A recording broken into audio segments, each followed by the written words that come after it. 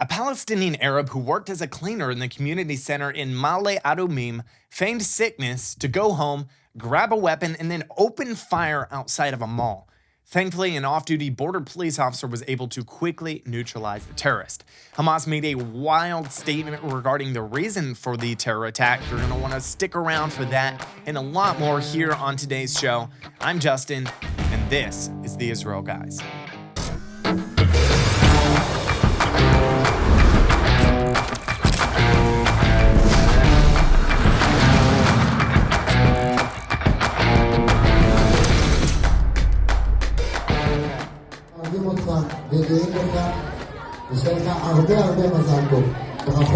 That right there was an IDF Border Patrol unit who decided to surprise a boy in need at his bar mitzvah by inviting him for a day to spend at their base. Wholesome stuff right there.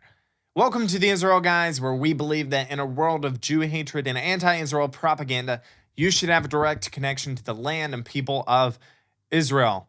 Welcome back to the show, guys. Great to be back with you today. Unfortunately, bring you news of a terror attack that happened just yesterday. This was in the town of Maale Adumim, which is just right outside of Jerusalem.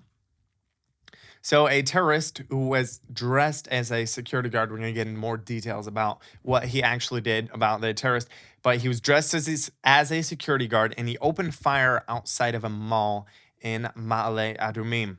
6 people were injured, and as of this morning, 5 of them remain hospitalized, with 1 still being in serious condition. So an off-duty border police officer was on his way to get a haircut there in Maale Adumim. He was on vacation, I believe, in Maale Adumim. He was on his way to get a haircut. He saw what was happening, and he was able to act quickly and neutralize the terrorist. He said this. He said, quote, "I was in line for a haircut when I heard gunshots and saw people running. I immediately went outside and saw a man in a reflective vest holding a gun. I drew my pistol and shouted at him to stop. He responded by shooting in my direction. That's when I opened fire, shooting 5 to 6 bullets at him while running, causing him to collapse, putting an end to the terror attack."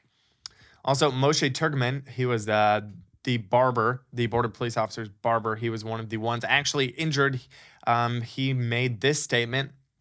He said, "A good client of mine, a border police officer, had just arrived when we heard gunfire and saw people running outside. We looked to the left and didn't see anyone. We started running like mad. I passed in front of the terrorist. He was wearing a reflective vest. We didn't attach any importance to him. We passed him and people shouted to us it was him. We ran back to him and he managed to hit me in the hand and another guy in the leg. The officer killed him. We survived by a miracle." So, it was a miracle that they survived. Thankfully, we thank God for the quick thinking of this border police officer who just happened to be in the right spot at the right time. Now, something that the media probably won't tell you is that this terrorist was a Palestinian who worked as a cleaner in the community center in Maale Adumim. In Maale Adumim, he had a work permit for entering Israel. So he very much abused the rights that Israel gave him to work inside of Israel. He's a Palestinian. They gave him rights to work inside of Israel, and he very much abused those rights by going and trying to murder Jews. Hillel Fold, he is the brother of Ari Fold. You've probably heard of him. He was murdered in a terror attack about 5 years ago. Hillel Fold, his brother, he summed up this terror attack on Twitter. He said, quote, "This terrorist's dad had been employed by an Israeli community center for 25 years and begged them to hire his son. They did. Today, that son said he wasn't feeling well, hitched a ride with an Israeli to the mall, and opened fire. Charming. This is what Israel deals with." It's very sad. This guy completely abused his rights. He feigned sickness, went home, grabbed a weapon, came back, tried to murder Jews, and in the process was neutralized. National Security Minister Itamar Ben-Gvir showed up to the scene afterwards. He spoke with the officer who neutralized the terrorist. He said, quote, "You're a hero. You saved a lot of people here. This is exactly what we all strive for and want. Threat recognition, contact, and quick neutralization. Well done." Also, Border Police Commander Barik Yitzhak also told the officer, he said, quote, "You acted in the most appropriate way for a border police officer. This is exactly what we expect of our fighters and our officers. With your actions and the determination with which you worked to make contact, you saved human lives." Guys, continue to pray for the victims who are still in the hospital, who are injured in this attack. But thank God for the quick-thinking border police officer who was at the right spot at the right time, who was able to take out the terrorist very quickly.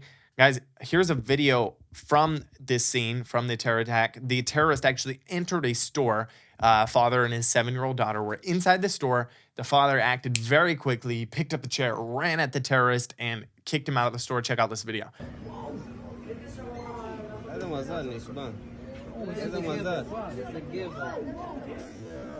Very heroic father who undoubtedly saved his little daughter's life. So Hamas just said what the reason is for this terror attack, and it is absolutely crazy. I'm telling you, crazy. "We need you to come to the land of Israel to play your part in bringing Israel's forests back to life. October 17th through November 6th, we have a team of volunteers joining us in Israel for one mission: to plant trees in Judea and Samaria, Israel's biblical heartland. For 2,000 years, this area of Israel has lain desolate and barren, and even though groups have planted trees in the rest of Israel over the last 100 years, Judea and Samaria have been neglected due to the political sensitivities. No more. Our mission is to plant 20,000 trees in the biblical heartland this year, and this 2-week volunteer trip will play a huge role in that. Join us for a hard-working, unforgettable volunteer experience in Israel's heartland this year. You may be surprised at how much a trip like this can change your life. To find out more, go to serveisrael.com/volunteer or click the link in the description below. Don't wait though, because time is running out to sign up. The deadline to register is September 26th. So, a Hamas spokesman called this terror attack, quote, "an act of retaliation for the damage to the sanctity of Al-Aqsa Mosque, and also a move to thwart the Israeli intention to build the temple." Wait, did you hear that right? Yes, Hamas said that this terror attack was a move to thwart the Israeli intention to build the temple. Yes, Hamas is scared of the rebuilding of the temple. They know what it means for them.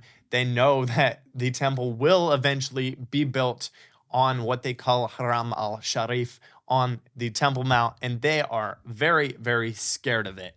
I just thought that was really, really funny.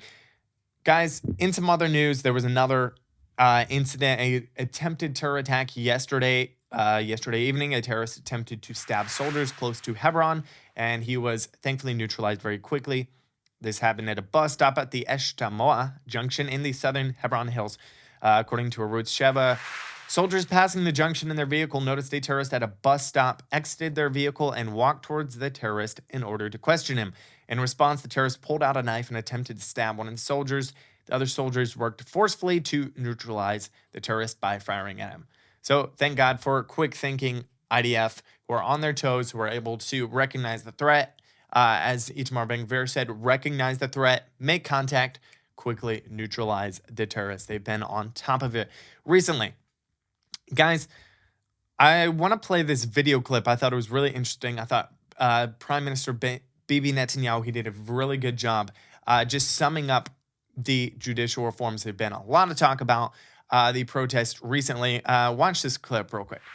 You successfully passed the first part of your legislation, but only after 6 months of mass protests that have left this country so divided. Israel's president has actually warned of the danger of civil war. Was it worth it? There won't be civil war, I guarantee you that. But I think that correcting the imbalance in Israel's democracy, where the judiciary is basically arrogated to itself nearly all the powers of the executive branch and the legislature, I think, yes, it is important to do it.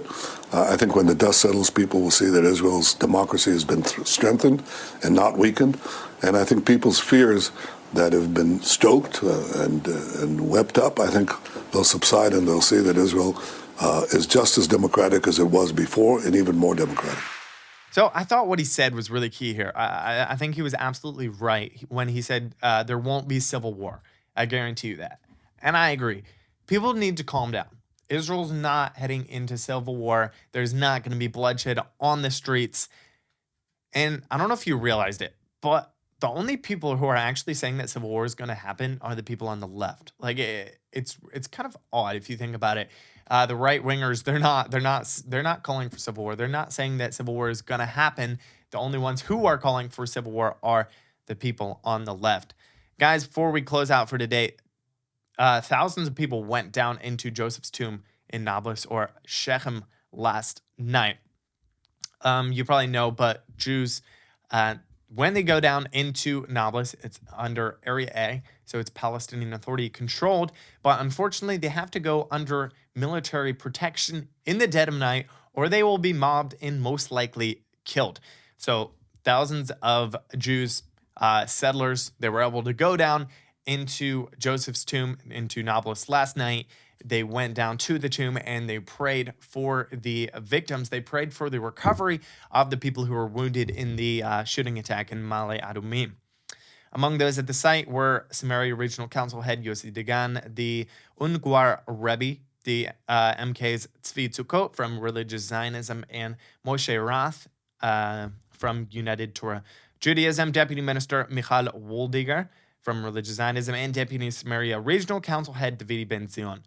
According to Arut Sheva, quote, the Ungwar Rebbe, Rabbi David Shlomo Klein, led prayers at the site and recited a chapter of Psalms together with the others present and prayers for the recovery of those injured in Tuesday's shooting attack in Maale Adumim, one of whom is a resident of Samaria.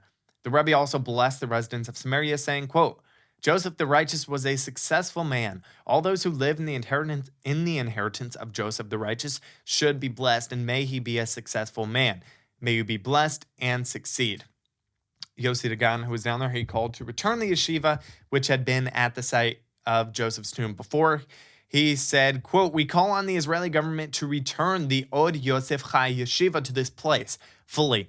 The return to Joseph's tomb will bring security to the state of Israel and will send a message to Israel's enemies that the nation of Israel is a strong nation and a nation which will not break.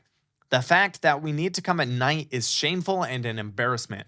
We are moved that we are touching the holiest places in our heritage, and we expect that the IDF will return here fully, that the yeshiva will be returned here. Only a hold here on Joseph's tomb will be able to bring security. Fully agree with what he said. It is a shame that they have to go down in the middle of the night under military protection to visit the tomb of their ancestor, Joseph. Very sad that that has to happen. Guys, it's kind of comical, but an Arab dude posted this video on Twitter with the caption, part of the settlers storming Joseph's tomb in Nablus under the protection of the occupation forces. So there is your laugh for the day. You can see in the video, yeah, settlers definitely storming the tomb there. Yep, definitely vandalizing, going all out craziness. Guys, if you want to come volunteer in Israel with us this year, go to serveisrael.com/volunteer or click the link in the description below. Don't forget to subscribe, get the conversation going down below. We love to hear your thoughts in the comments.